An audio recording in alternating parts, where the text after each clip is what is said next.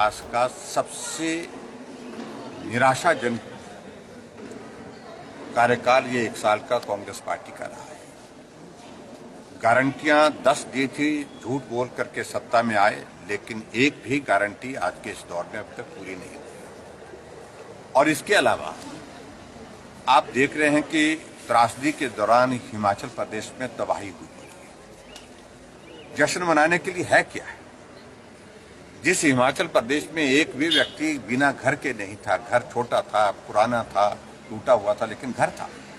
आज हजारों लोग हिमाचल प्रदेश में बेघर हो गए इस त्रासदी के बावजूद, फिर भी कांग्रेस पार्टी जश्न मना रही है।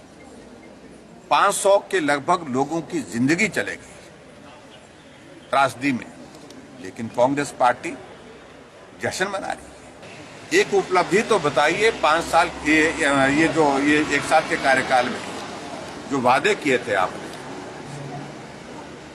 लोन की आपने सारी सीमाएं तोड़ दी। हमें कहते थे लोन लेते 12,000 करोड़ रुपए 12 महीने में ले लिया, जो आज तक का सबसे तेज रफ्तार से जो ऋण लेने का जो अगर दौर में कह सकता हूं तो वर्तमान कांग्रेस सरकार का 1 साल का रहा। 1,500 संस्थान हिमाचल प्रदेश में बंद कर दिए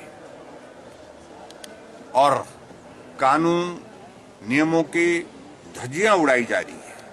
अभी कॉरपोरेशन के चुनाव हुए, विधायकों को वोटिंग राइट दे दिया गया और धर्मशाला में उस वोटिंग राइट की वजह से कांग्रेस पार्टी बराबरी में आई। टॉस में भारतीय जनता पार्टी को डिप्टी मेयर का मिला। मेयर में हम इस कारण से हार गए क्योंकि वहां के विधायक को वोट देने का अधिकार दे दिया।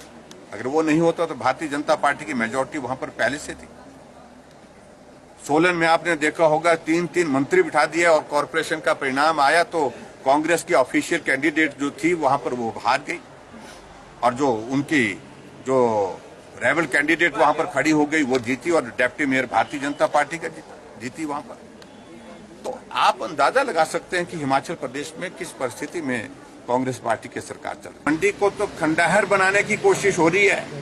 आपका शिवधाम का 250 करोड़ का प्रोजेक्ट जब से कांग्रेस की सरकार आई है वो रुका पड़ा हुआ है, खंडहर के रूप में सामने आप देख सकते हैं उसको। मंडी का डिग्री कॉलेज जो लगभग 45 करोड़ की लागत से, जिसमें 27 करोड़ रुपए का काम हो चुका है और लगभग 70% वर्क उसमें कंप्लीट हो चुका है, लेकिन उसके बाद कांग्रेस की सरकार आने के बाद वो खंडहर के रूप में 1 साल से खड़ा है। जहां था वहीं का वहीं खड़ा है।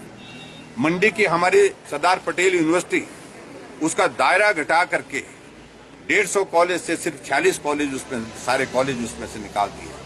वीसी को हटा दिया और प्रोबीसी को जो है वो हटाने की प्रक्रिया पूरी कर ली थी, लेकिन कोर्ट से स्टे के इस पर चली हुई है। और कोई पैसा जो ग्रांट के रूप में यूनिवर्सिटी को देना था, यहाँ मंडी की यूनिवर्सिटी को, तो वो ग्रांट भी बंद कर दी गई है।